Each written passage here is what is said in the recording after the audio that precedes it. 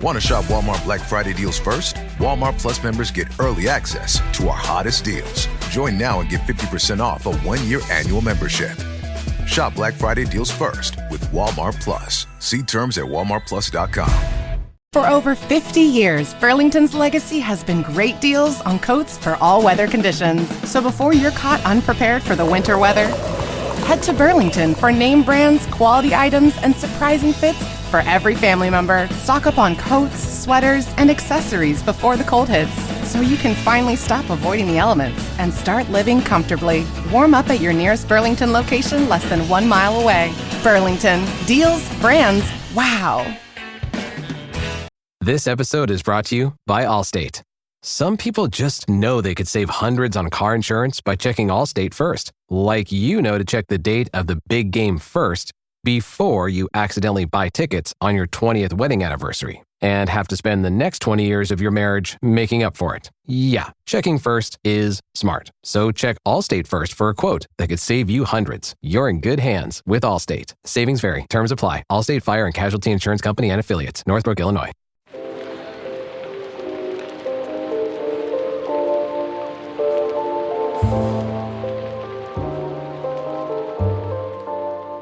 Welcome to Book Talk for BookTok, a literary podcast where we deep dive into the writing of your favorite novels.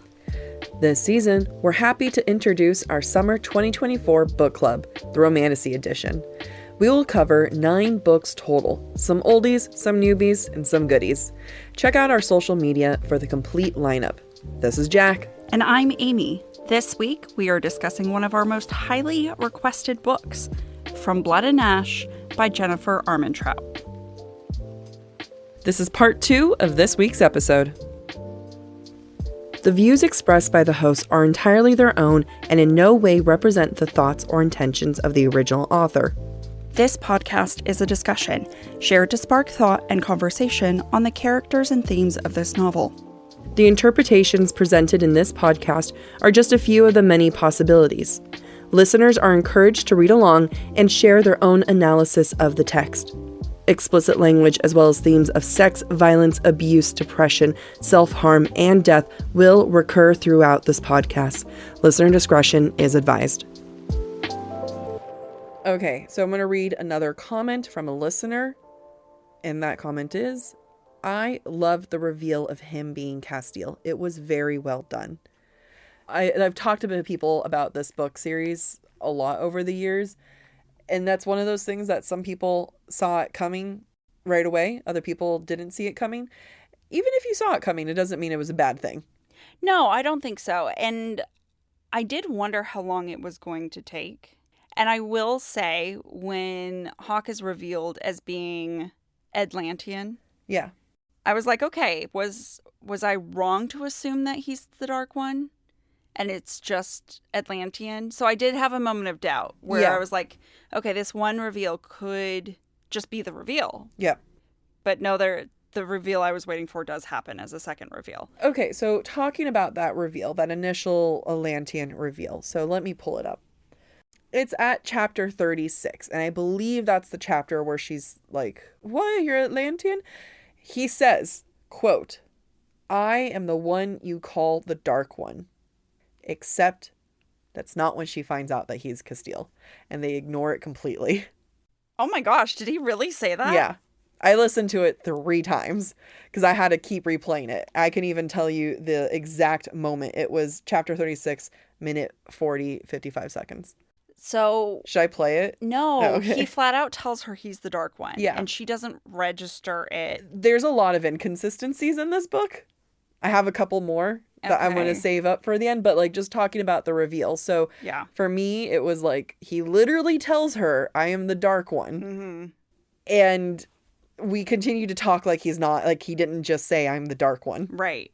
To the point where when I first read the book, I remember thinking, wait, is the Dark One not Prince Castile? Mm-hmm. Mm-hmm. And then I actually like lived my life thinking that there was 2 separate entities, the Dark One and Prince Castile. And I was like, did you just do a double reveal? Like I'm the Dark One and I'm the Prince.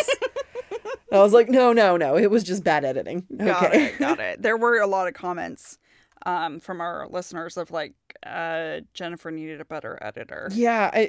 There's no excuse for whatever editor went through this one, because I have another one. Ready? At the very beginning, Poppy says, there haven't been princes and princesses since the Atlantia rule. Couple chapters later, they talk about the queen and Princess Annalie. Mm-hmm. Yeah, where I'm like, no, that's not what you said. Well, every time the mention of Princess Annalie, it also made it sound like she was the priestess. And I was like, is the narrator just saying priestess wrong? Or incorrectly? But let's say they were saying priestess wrong and it's not princess. How they're still kings and queens? Right. So therefore, princes and princesses? Well, but the king and queen haven't changed since the war with the Atlanteans, right? Yeah. And that's why there's no princes and princesses. Speaking of princesses, I did appreciate that, even though I could tell who Hunt was, regardless of whether you know who Hunt really is or not, I appreciate that Poppy gets the princess nickname early on. Yeah. Only to be bookended at the end of the book. To become a princess. To become a princess because he's forcing her to marry him. You're right. I hadn't thought of it that way. That's a really cute bookend. It's a cute bookend. Yeah. He set it up from the beginning, basically. Yeah. No, I approve. Okay, since we kind of talked a little bit about the world of who's the priestess and who's the queen and all of that stuff, should we talk a little bit about world building? Reminds me of the previous reader comment that all the world building is done through questions. And I have to say that makes me self-conscious as a writer, because sometimes it's hard to strike the right balance of how much world building happens in the prose, how much happens through conversation, how much happens through questions, because it's hard when to introduce things to new ideas and new worlds to readers if the characters already know all the information themselves. Yep. Right? Because then it's like, why are you withholding certain information over other information?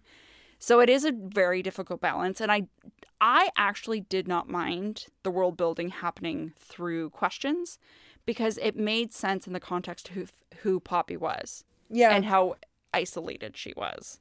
I feel like some of the questions were inconsistent to the, what she's supposed to know and what she's not supposed to know. Mm-hmm. And I think that just kind of comes into, again, the editing level of wait a minute, in this page she did know the answer, in this page she doesn't. That being said, I feel like you have, we'll call it the question and answer form. Mm-hmm. And then I also immediately think of Fourth Wing with Rebecca Yarros, and Violet is the first chapter on the parapet, and just thinking of here's the entire world that I live in. So it is hard. How do you information dump out there? I think what makes it easy is this isn't an elaborate world. Right. It's not a complicated world. This is not high fantasy. It is not. Speaking of which, I think the one thing that was really difficult for me with the world building was the lack of original names. How so, Amy? Please go on. Because this is a huge thing that the community has. You're right here. That's a big part of the conversation. Right. Atlantia. Yeah. Which sounds like Atlantis. Yeah. Wolven. Who are wolves. But also Atlanteans. Yeah, no, they're werewolf Atlanteans. Do they live in the sea? I'm sorry. Macedonia. Yep. Which is an ancient civilization. Yep. I just needed her to pick different names. What's funny about that is if no one listens to our other seasons, please go do, because we worked hard. But we talk a lot about SJM using names from history and from different parts of literature, other cultures, other parts of time and world and space. Mm-hmm. And it doesn't feel so out of place when she does it. Yeah. It feels super jarring with this book.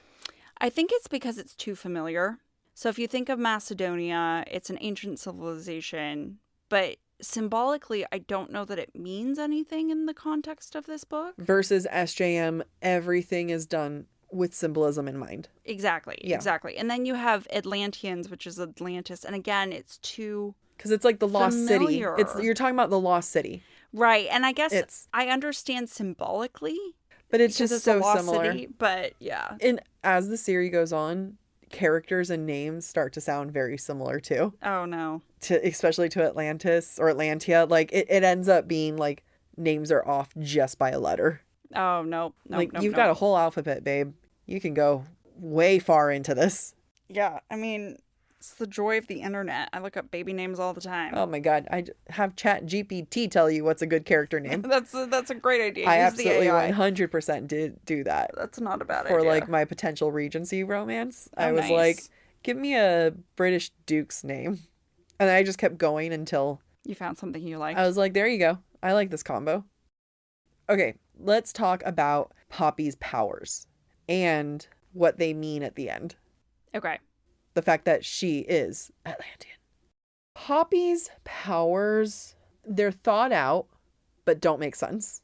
And I kind of struggle between did they make sense and did they not make sense for me? And I don't know if I know I'm not expressing that correctly. I keep getting caught on the concept, and I'm steering the conversation away from what I brought up, which is her powers. But I think about how her powers, she used them to bring peace to people, dignity in death. She used them to go help and kill people. And that didn't do it for me. It didn't feel like enough. Interesting. Something about her being like, we're going to go into the night and help people die, and I'm going to bring them peace. It just feels like I'm sure it's nice to bring them peace, but what brings them peace faster is killing them faster. Let's not waste time talking.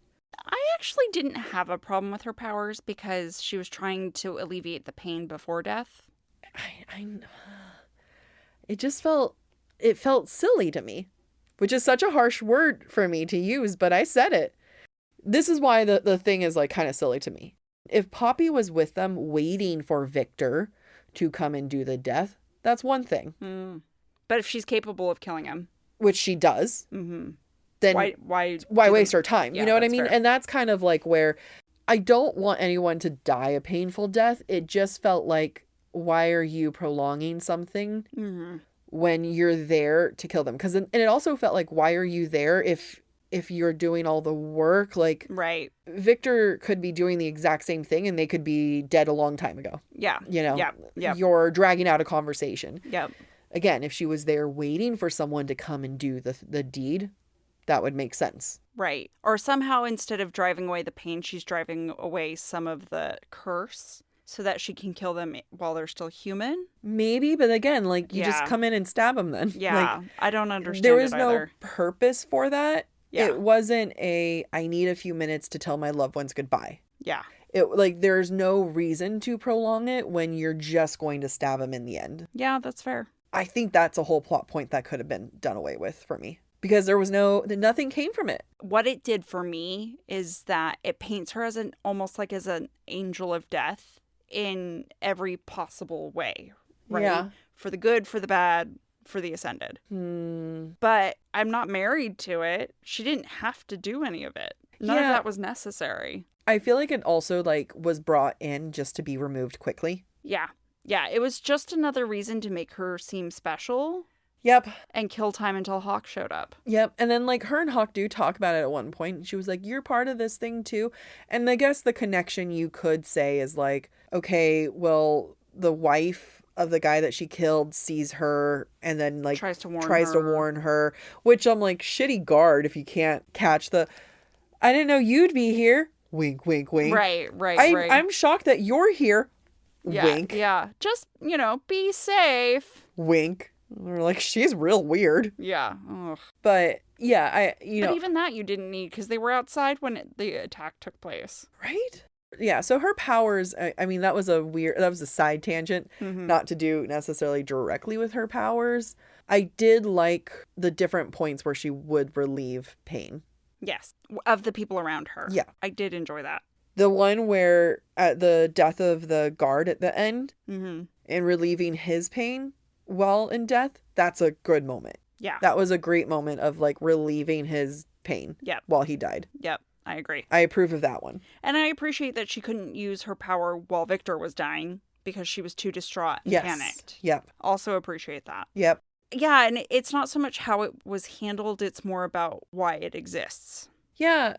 Is there, I mean, I guess we're calling it a magic system because it's not a magic system. It's just vampires and werewolves. Right. With some paranormal abilities? Who has a paranormal ability other than Poppy? Don't know the answer to that. Does Hawk? No. Not in this book. Maybe in future books, but right now, all we're seeing is Poppy's the only one that's kind of different. Yeah. Yeah, no one has any kind of abilities beyond fangs and speed. Yep. And strength. Yep. Think about that. It's just that. a vampire werewolf book. Call it what it is. It really is. Just admit it. And there's no nodding in it either. Fucking hell. Bring back. You can tell we're covering Bride in a bit. Bring in the nodding. If Hawk had a knot, would you like him more? No. No, because he's not respectful. You're right. He wouldn't be respectful of it. So the next area we want to cover is the narrative style and the writing style. So here are some of our listener comments. And these are harsh. Yep. And so, to each their own. Yeah. However, these were some of our listener thoughts. I love the plot, but had a hard time reading the writing style. Another listener said the grammar was so hard to look past and the female main character monologues. Jack, you have some thoughts about that. The style was written for a modern audience in a non-modern world, and that was really jarring. There was a point where Hawk said something, and internally, Poppy thinks, whatever. That's a modern thing. That's a modern thing. You can't say whatever. Yeah. And a lot of her internal monologue, and sometimes the dialogue, but especially the internal monologue, was a modern woman thinking. Yeah. The narrative style, I think it's kind of hard because like you and I listened to it and didn't read it. But a lot of the narrative style was heavily reliant on Poppy's internal monologue. Yeah. Trying to do the heavy lifting. Mm-hmm. And I think it hurt it more. Yeah. And I think that's one of the dangers of first person point of view. Yeah. The over-reliance on monologue and processing of thoughts and feelings. Yep.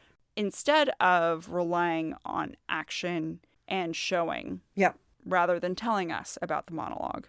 So, and I think that's why there are some readers out there who really just flat out will not read a book if it's first-person narrative because there's always that risk. Yep. As I think about my own book that's first-person narrative, but alas, I will take on this challenge. Obviously, it can be done well. ACOTAR, from Favor's point of view, first-person narrative. Done really well. Done very well. It depends on the author. It depends on their practice with the narrative style and how they employ it. In this case, not everyone loves Poppy's perspective. That's just the way it is for those people. I think for me, I don't know if this was Jennifer Armentrout's first book, but it felt like a first book. It wasn't. I know. And I know. I think one of the lines early on, and I said this to you, not in the recording, Jack, where Poppy at one point thinks, I was shocked, but not surprised. Yeah. And I'm like, I think those are the same thing. You can't be shocked and not surprised. Yeah. And this is why editors are important. Yeah. Because editors are employed to help writers with these types of things. I mean, it really is surprising. I'm looking at her catalog. I mean, I'm seeing things from 2011. There's no, it gives this is your first book vibes. It's no way, shape, and form her first book. But the editors, I don't know what it was. I'm also surprised that they didn't go back and try to fix some of the more obvious things, like grammatical errors or... Was this self-published? No. She was a pretty established author beforehand. I mean, not established in the sense of like, I don't think people were clamoring. No, I had read some of her other books before this. Interesting. Yeah. Fall has officially started here in Los Angeles, and that means we finally get to do fall activities. I have been counting down the days for when I can go to pumpkin patches, maybe even hit up an apple orchard, and I get to do all of it looking super cute in my Quince boyfriend sweater. This weather is perfect for my dark academia vibes, and I'm so excited to bust out my washable silk blouse because I'm going to be taking pictures. Quince is known for their Mongolian cashmere sweaters from $50. And that's not all. Quince has so many other amazing things on their website. All of those items are priced 50 to 80% less than similar brands. That includes leather jackets, cotton cardigans, soft denim. Like, my entire fall wardrobe is genuinely turning into Quince wardrobe. By partnering directly with top factories and cutting out the cost of the middleman, we get savings as the customer. One of my favorite parts about Quince is the fact that they only work with factories that use safe, ethical, and responsible manufacturing practices. And they still manage to get premium fabrics and finishes for that, luxury feeling for every item that they have. Get cozy in Quince's high-quality wardrobe essentials. Go to quince.com/booktalk for free shipping on your order and 365-day returns. That's Quince, QUINCE.com/booktalk, BOOKTALK, to get free shipping and 365-day returns. That's quince.com/booktalk.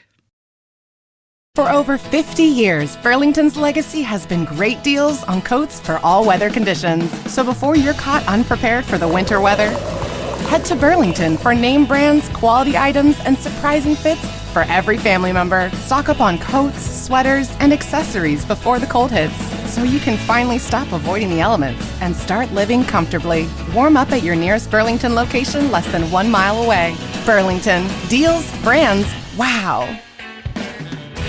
Kroger Delivery makes it easy to do your holiday shopping in a jingle. There might be a lot on your to-do list, but thanks to Kroger Delivery, you can get everything you need delivered straight to your door at the same great prices you'd find in store. Our refrigerated trucks always ensure that your groceries arrive fresh. And right now, you can save $20 on your first order of $75 or more and get free delivery with a Boost membership. Restrictions apply. See site for details. Kroger, fresh for everyone. So maybe our last segment before we wrap up, maybe not.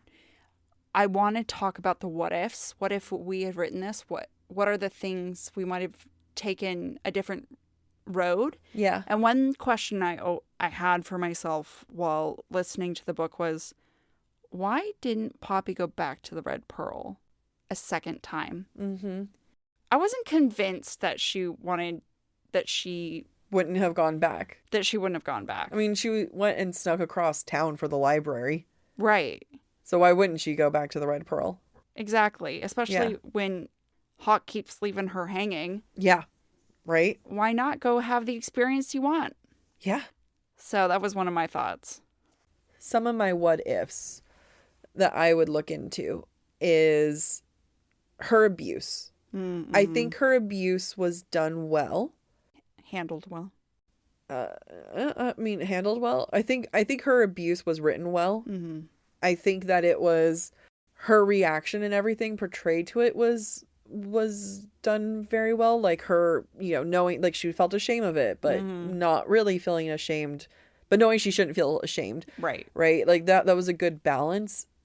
I feel like I would have explored that a little bit more and carried that trauma later on into the book.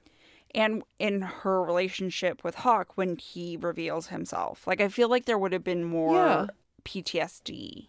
Yeah, exactly. Especially after being caged. The physical assaults were sometimes, from the way she described it, borderline sexual assault too. Right. I mean, it sounded like it was sexual assault. Yeah, like, she'd be half naked or mostly unclothed.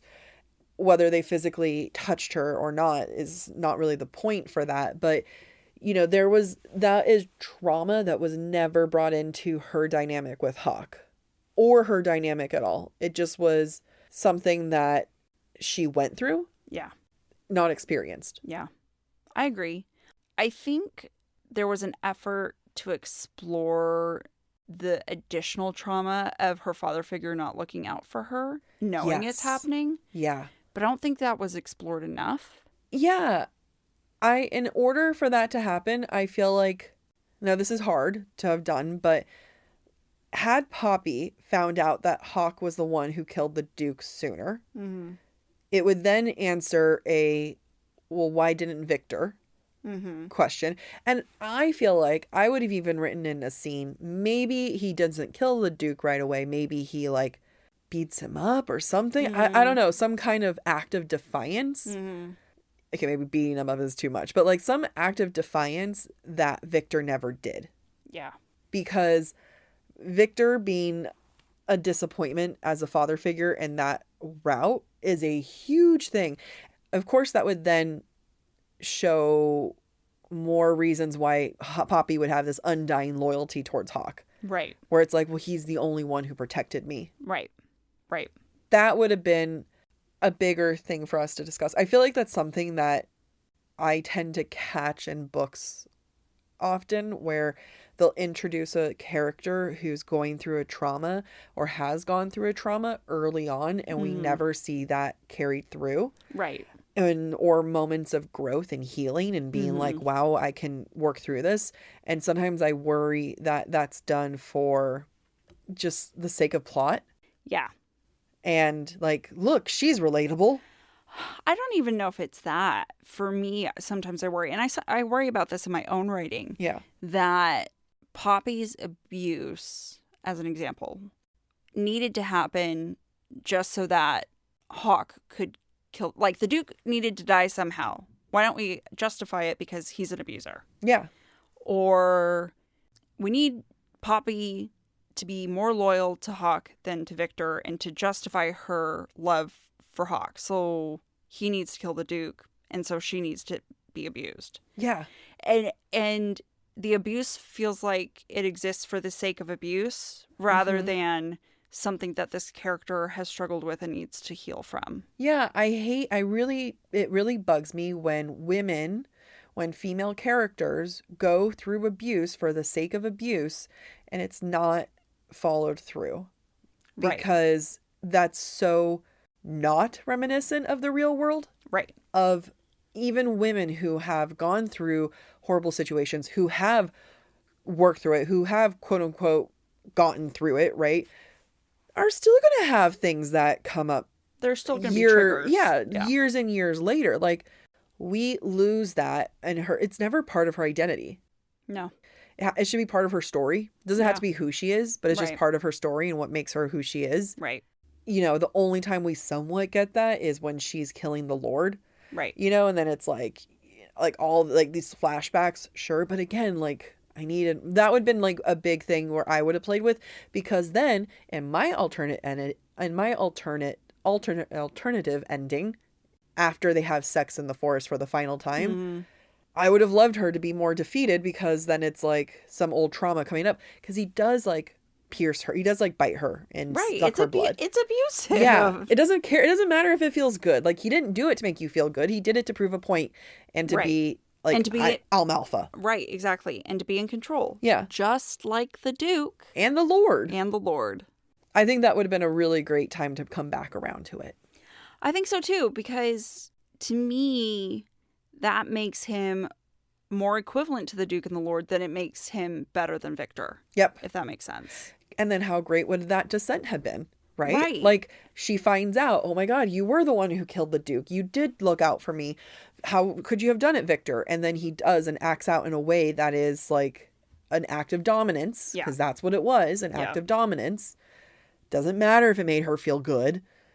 It was dominance. And then for him to come down from the pedestal that she puts him on. Right.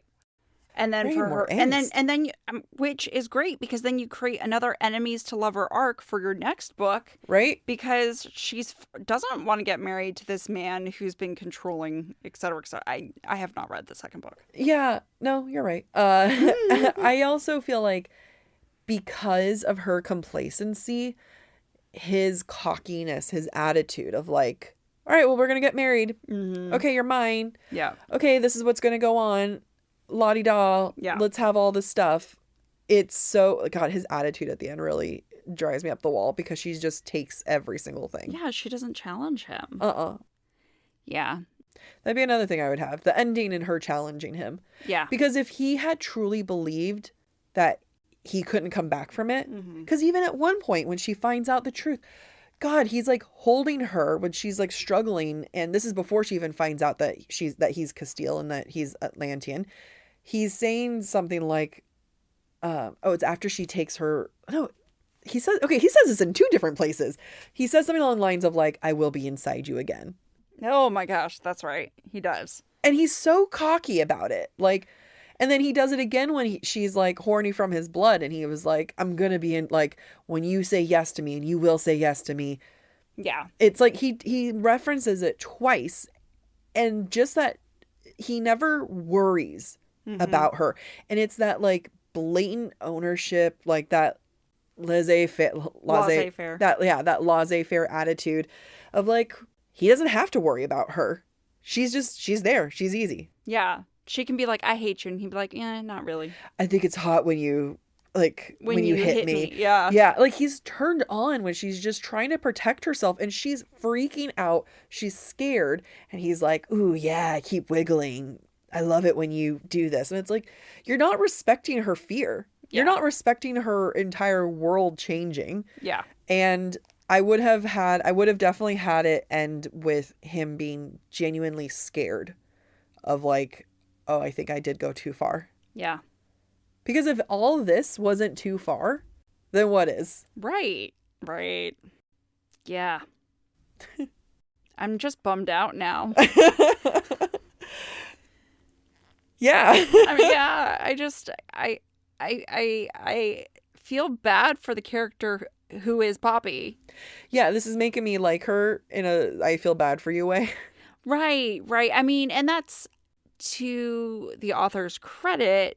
Like, I care enough to be like, damn, she's got a hard life. She's got a hard life. And she doesn't understand that a hawk is bad for her. Yeah. And she doesn't understand that she's in a hard lot in life because it's all glorified because he's charming and tall and has abs and has dark curly hair. Like, and he's a prince. And he's a prince now. Like, it's just, there's so many things to it that we ignore because of the tropes. Right. And like, don't get me wrong. We have a Patreon level called Tropey Wives for a reason. I love me a trope. Right. I will sign up for a trope all the live long day. This is a trope salad. What goes inside a trope salad, Amy? What's the dressing? Is it blue cheese? The way that you're looking. I want to be punny, but I can't think of anything right now. It's okay. Crap, now I'm thinking how to be punny. Yeah, exactly. Avocado. No. I know there's nothing there. It's the sexiest of salad. One bed dressing. I don't know. Aren't you lying of salad? Oh gosh. Salad dressing. Sexy chicken salads. Sexy chicken salad dressing coming to you. If you don't know what sexy chicken is, please reference season 2. Yeah. Where we cover Mist and Fury. Anyway, all that to say is that I love tropes. The tropes took away from the plot. Because at the end of the day, the book ended on a trope. It didn't end on what the plot could have been. Yeah. And that's also why people still love it too. And I get that. Like, I ended the book being like, oh shit, maybe I'll give book 2 a chance again. Right. Because the tropes are fun to end with. Yeah. From a writing perspective, I don't think that's where it would have gone naturally. I agree. I do feel like the proposal forced marriage trope at the end is just a hook. Yeah, it's a fun hook. It's a fun hook, but it's a hook nonetheless. Yeah. And creates a situation where you can start with a trope for the second book. Yeah, exactly. And again, I love a forced marriage. That's like half of my mafia romances that I read are forced marriage. Yeah. But it chooses trope before it chooses plot. Yep. I agree. And I think that explains why people both love and dislike the book. Yeah. Because neither are the right or wrong answer. You can love this book, and I 100% understand. Yeah. Yeah. It chooses trope. And those are fun things. Or you can dislike this book, and I completely understand, because it skips the natural narrative. Mm-hmm. I agree. You put it exquisitely. Yeah, I feel really good about it. No, I'm like, oh shit, that does make sense why people like it and people don't. Yeah, I agree. Yeah, and either are bad. I have another what if. Okay, go ahead. I think some of the world building and some of the inner monologue stuff with Poppy could have been resolved if Poppy had had the opportunity to discover the truth about the Ascended herself and not through Hawk.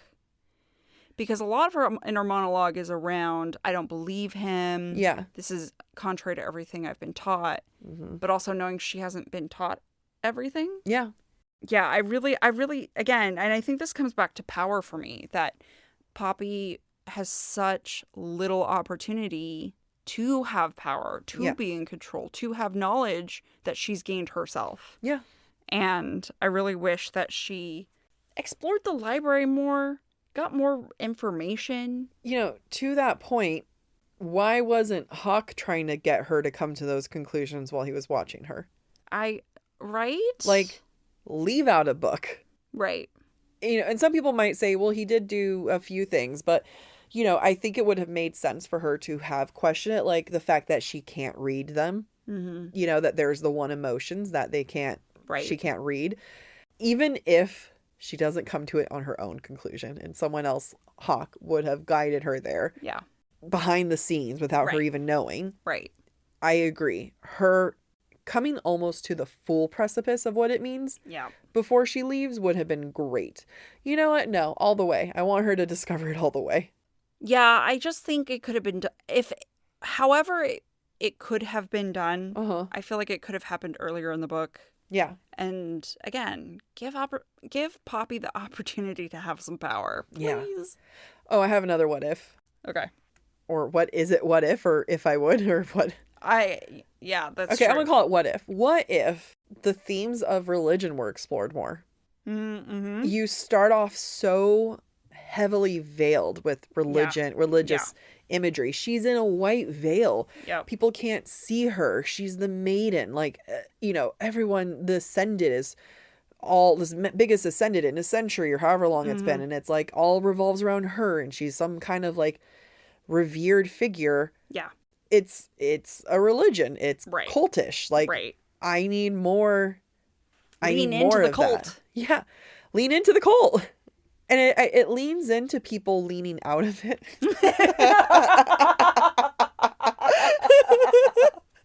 Yes, it does do that. Yeah, you know what I mean? Like, yeah, I do. It focuses more on them versus the leaning in. Because it almost makes it sound that no one believed it. Yeah. Right? Right. Where I'm like, wait, does everyone know it's bullshit? It's just you, Poppy? Right. No, I completely agree with you. Yeah. So who are we tricking here? Like, if you're supposed to be the maiden, I need more prayers in the street for you. Like, yeah, it starts off so heavy-handed religious figure and ignores the religious aspect of it. Yeah. And I think that would have been a better use of controlling her. And I know that she talks a lot about like the gods and if the gods see me, but it's not so much of if the gods see you, but are you in fact the chosen one because you have this power? She even says that's part of the reason why the queen thinks that I survived, like, or not survived, why the queen thinks I'm special. Like, she survives the Craven attack. She does have these special powers. I would feel like I'm special. You know what I mean? Like, I would almost be like, hey, this is proof that I am this religious figure. Right. You know, and it's like, rather than being worried of, am I disappointing the gods? I think that would have been such an interesting element to have rather than her guilt and fear. It would have been like, what if she genuinely did believe that all these things point to her being a chosen form of some kind? Yeah, I agree. And then on the flip side, you can really lean into this idea of Hawk being the Antichrist or the devil and the Craven being demonic. Yeah. And I do think that was a lost opportunity. Yeah. Yeah. It goes so hard. Yeah. It goes so hard just to be so soft. Like so many men. And a lot of fluffy cats. They go hard to be soft in different ways that men go hard to be soft. Yes, this is true. Thank you for listening to this week's episode of Book Talk for Book Talk.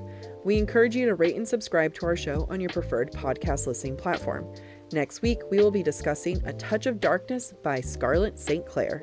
If you're enjoying the podcast, please visit our website, booktalkforbooktok.com, to view our latest merch and learn about supporting the show through Patreon, Ko-Fi, or Venmo. You can also follow us on TikTok or Instagram at the handle BookTalkForBookTok. Bye! Did you hear that? Yeah. That was my stomach. I was like, is that Dahlia or Jack's stomach? That was my stomach. Mad! I was mad. What's the third book? Bride? Did you already finish Bride? I listened to that in less than 24 hours. That's all I'm saying to you. Because we're not talking about it. I was like, how dare you read about nodding and not text me? Yeah, I can't say anything to you. Gosh darn it. Gosh darn it.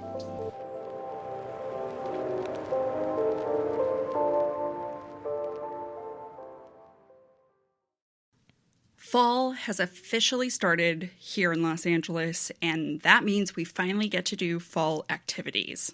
I have been counting down the days for when I can go to pumpkin patches, maybe even hit up an apple orchard, and I get to do all of it looking super cute in my Quince boyfriend sweater. This weather is perfect for my dark academia vibes, and I'm so excited to bust out my washable silk blouse because you know I'm going to be taking pictures. Quince is known for their Mongolian cashmere sweaters from $50. And that's not all. Quince has so many other amazing things on their website.